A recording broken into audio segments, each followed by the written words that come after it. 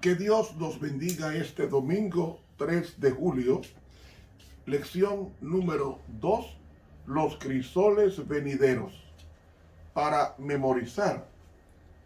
Amados, no os sorprendáis del fuego de prueba que os ha sobrevenido, como si alguna cosa extraña os aconteciese, sino gozaos por cuanto sois participantes de los padecimientos de Cristo, para que también en la revelación de su gloria os gocéis con gran alegría. Primera de Pedro 4, 12 y 13. Padre nuestro que estás en los cielos, santificado sea tu nombre en este culto, en este estudio, en esta oración, porque te lo pedimos en tu santísimo nombre. Amén. Para hoy domingo, sorpresas. ¿Qué es sorpresa? Sorpresa es la alteración emocional causada por algo imprevisto o inesperado. Sorpresa es sinónimo de asombro, admiración, estupor, impresión, estupefacción. Todo esto es sorpresa. Y el apóstol Pedro, y esta semana hablaremos o citaremos de 3 hombres de Dios que sufrieron mucho. Uno de ellos fue Pedro, sentenciado a muerte por Herodes y un ángel lo sacó de la cárcel, azotado, golpeado, perseguido. El segundo hombre es Pablo, el apóstol que más sufrió de todos, según lo explica en sus epístolas. Y qué decir del profeta Jeremías, el profeta llorón, uno que sufrió tanto, que lo metieron en una cisterna llena de lodo y fue dejado a morir de paludismo y también de hambre en el sitio de Babilonia o de los enemigos. Hermanos, este trimestre estamos estudiando sobre el fuego refinador. ¿Por qué Dios manda el fuego? ¿Por qué Dios manda el fuego? En primer lugar, Dios hizo el planeta todo bueno en gran manera. Todo. No había producción de drogas o de plantas venenosas, ni alucinógenas, ni había aire enrarecido o contaminado, ni había agua llena de mosquitos y de otros insectos palúdicos, ni había nada, absolutamente nada, que no fuera felicidad, porque donde Dios está, la felicidad y la enfermedad y la muerte huyen. Y Dios hizo al hombre en condiciones perfectas para poder desarrollar en su vida la semejanza cada día de su Creador. Pero un intruso entró al jardín y le ofreció una mejor cosa o mejor vida a nuestros primeros padres, los cuales, según me da a entender la caída, no duraron mucho tiempo obedeciendo a Dios. El hombre cae en pecado. Al caer en pecado, el pecado produce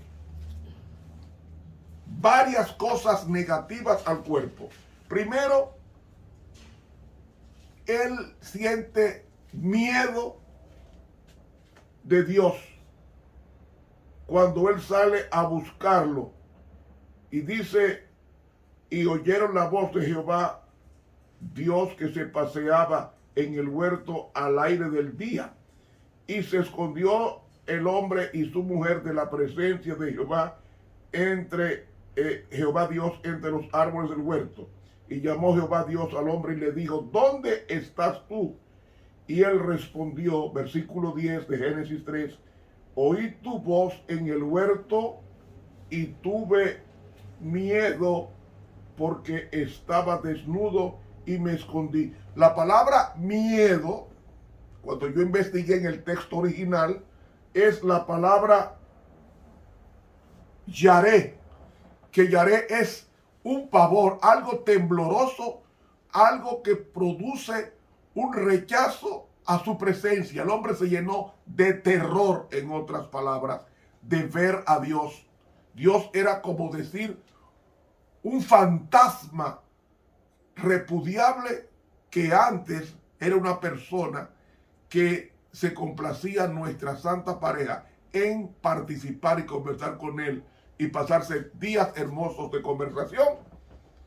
Pero mis hermanos, el pecado primero hace que el hombre huya de Dios. Por eso que la gente no quiere saber del evangelio y le huye a Dios, porque sus pecados inhiben la presencia de Dios, a menos que ellos respondan al llamado que Él le hace a volver al camino y la vida.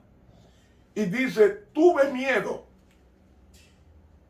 Lo primero que hace el hombre el pecado lo primero que hace es quitarle el traje de gloria al hombre. Ese traje de gloria, el hombre estaba vestido de una luz resplandeciente, según el Salmo 8 y según el Salmo 104.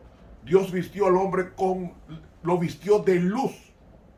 Y esta es la introducción para entender por qué Dios permite el sufrimiento. Dios nunca mandó sufrimiento, el sufrimiento producto del pecado. Y el pecado es vivir una vida separada de Dios. Y cuando vivimos una vida separada de Dios, lo normal es que matemos, que robemos, que mintamos, que engañemos, etcétera, etcétera. Pero lo primero que hace es producir, quitarse el traje de gloria, desnudez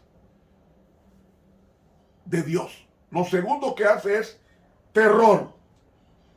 El tercer aspecto del pecado es, versículo 16, a la mujer dijo, multiplicaré en gran manera tus dolores y tus embarazos, con dolor tendrás los hijos. Tercero, el dolor se conocería por el pecado. Cuarto, perdería la igualdad del hombre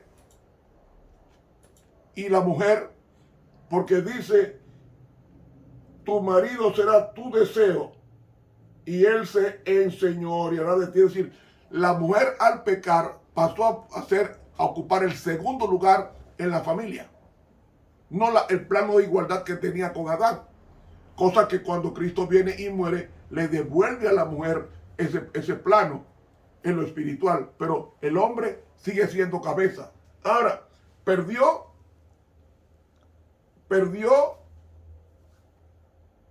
la igualdad con el hombre cuando fue creada. Y otra cosa que sale del pecado es que él te va a gobernar. Y además, aparte de esto, el pecado produce enemistad, porque acusa a la mujer de Adán acusa a su mujer de haberlo hecho caer en pecado y directamente a Dios. Y la mujer acusa a la serpiente de haberla hecho caer en pecado, que es una indirección a Dios, que creó la serpiente y que creó la mujer. Es decir, el pecado produce un deterioro tanto físico como emocional y espiritual. Espiritual porque pierde la gloria o la vida espiritual inmediatamente cuando se peca, que es el traje de gloria. Segundo, el hombre sale huyendo de terror al ver a Dios venir. Tercero, el pecado produce dolor, produce que el hombre gobierne a la mujer en forma de un tirano y también produce enemistad, acusaciones y produce espinas y cardos.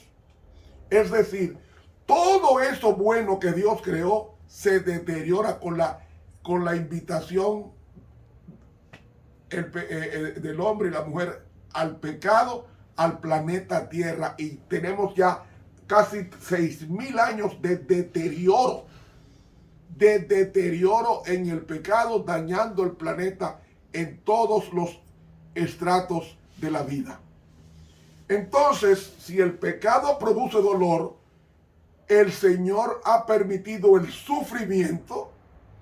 ¿Con qué propósito? Dios no pone a sufrir a nadie. El sufrimiento es producto del pecado en el planeta.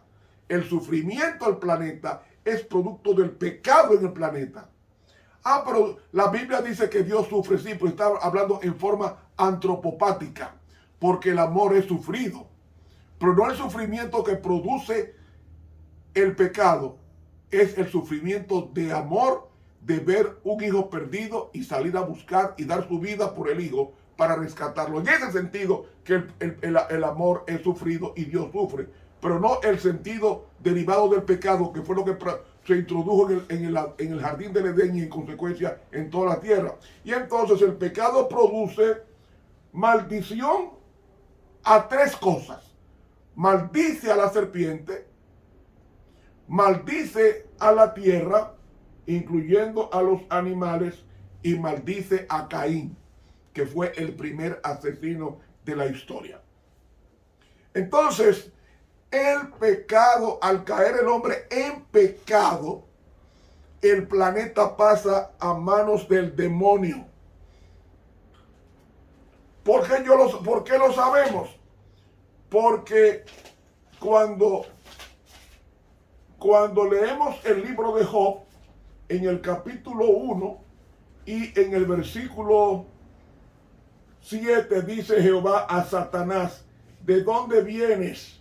Y respondiendo Satanás a Jehová dijo: de vagar la tierra y pasar inspección o supervisión en ella. Es decir, el territorio le fue cedido por la santa pareja a Satanás y oiga en lo que le voy a decir, grábese esto: lo único que el diablo sabe hacer es maldad, daño, enfermedad. Eso es lo que ese señor sabe hacer. Él no sabe hacer bondad de ningún tipo. De ningún tipo. El diablo te da cosas que no son de él. Él te regala oro, te regala plata, te regala todo, pero todo eso es de Dios, porque el Salmo 24:1 dice: de Jehová es la tierra y su plenitud, el mundo y los que en él habitan. Es decir, todo lo que hay en el planeta corresponde a Dios, pero ese malvado señor le roba a Dios lo que es de él y se lo ofrece al hombre para que el hombre maldiga a Dios con una vida inconsecuente a la palabra de Dios.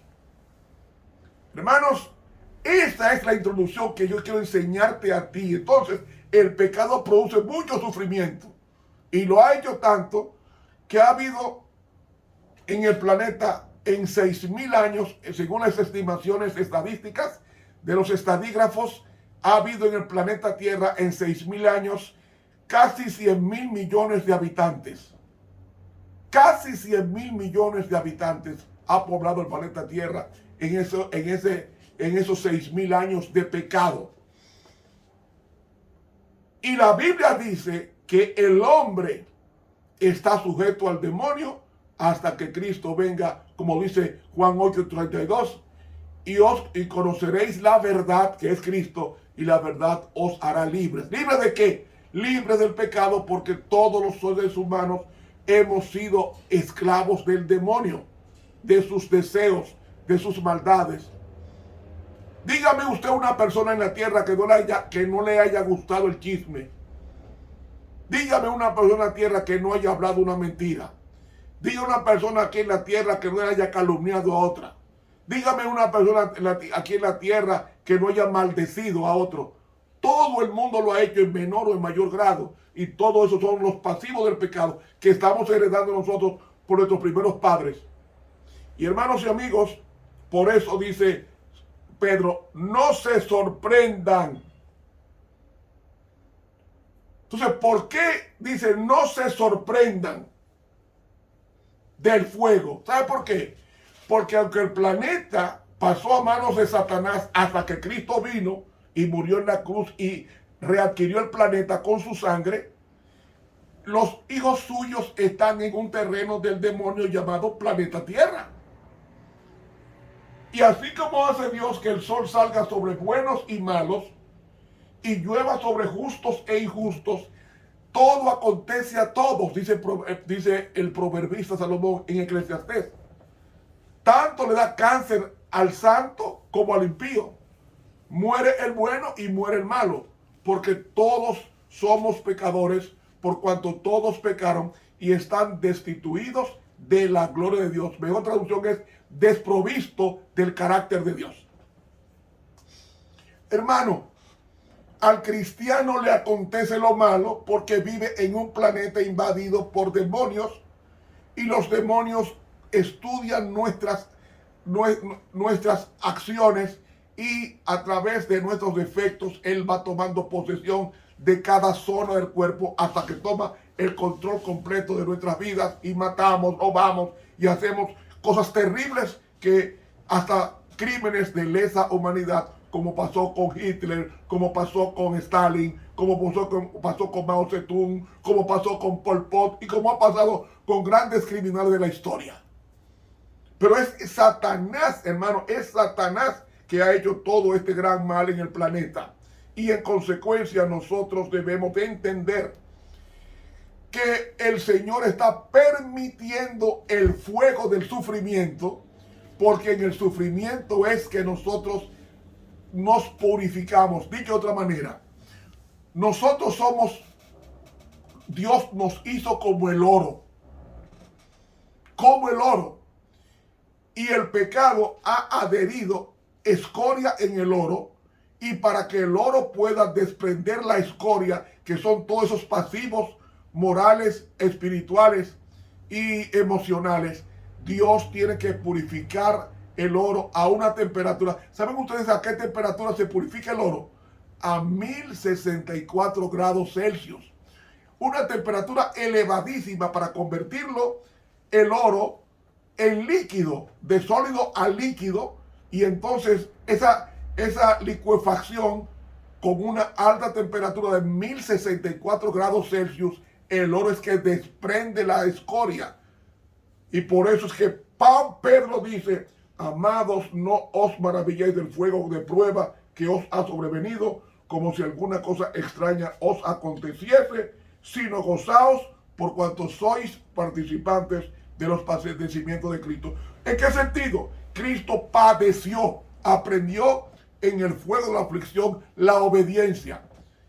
Y entonces Dios permite el fuego de la aflicción, lo permite con el propósito de desintoxicarnos de esas cosas malas que nos van a privar de ver el rostro de Dios con alegría cuando Él venga por segunda vez. Por eso es que Dios permite que a sus hijos acontezcan cosas malas sin buscarlas.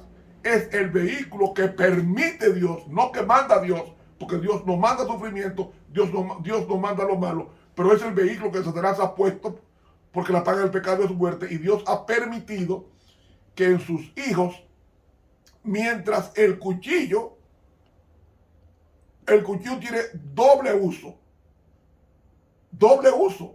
El cuchillo sirve para pelar papas, pero también sirve para matar a una persona.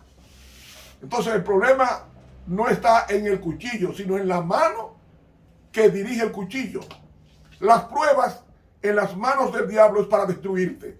En las manos de Dios es para desintoxicar tu cuerpo de todo aquello que te impedirá entrar al cielo.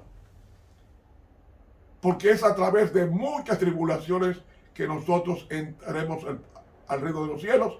Porque esos miasmas que hay en nosotros tienen que desaparecer para ver al Rey en su hermosura cuando venga por segunda vez. Por eso no debemos sorprendernos. No debemos sorprendernos. Y ¿saben una cosa? ¿Cómo se conoce que el oro es bueno?